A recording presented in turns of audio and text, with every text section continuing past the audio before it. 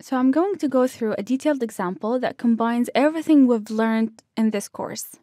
In this video, I'm going to explain what is the problem and what are we trying to achieve.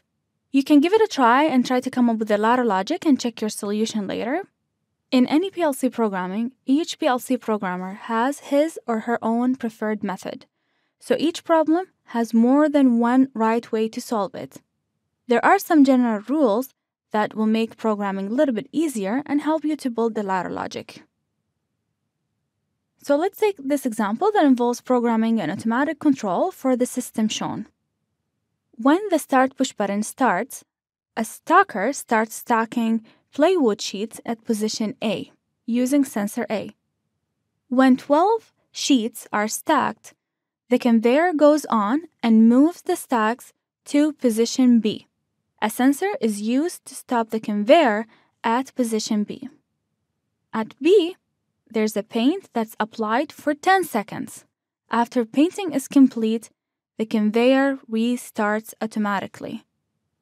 The conveyor then moves to position C. At position C, the stacks stops automatically and stacks are removed manually. A stop push button is used to stop the process at any time.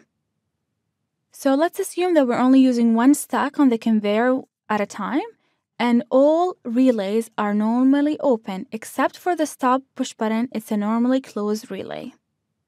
The first part in any problem, let's try to identify the inputs and outputs of the system, and I mean the physical devices. So the start and stop push button, they're considered inputs. The sensors at each position, they're all inputs because they provide data to the system, and according to the bits, the conveyor either starts or stops. The paint turns on and off, and the conveyor moves on or stops. They are considered as outputs. Inputs and outputs are connected to the input module and the output module of the PLC accordingly, and each has a specific address connected to it. Input address name is I for inputs, 1 for the rack number that specifies the input module that's placed in, and finally the specific bit.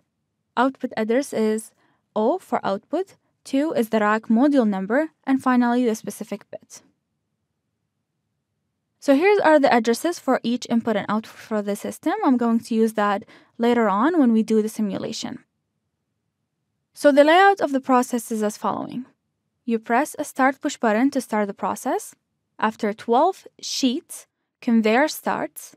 At position B, conveyor stops. The paint starts on for 10 seconds. After 10 seconds, the conveyor starts again. At position C, the conveyor stops. I'll go through the ladder logic first, how to come up with it, and how to solve it step by step, and at the end, I'll do a simulation software to test the program.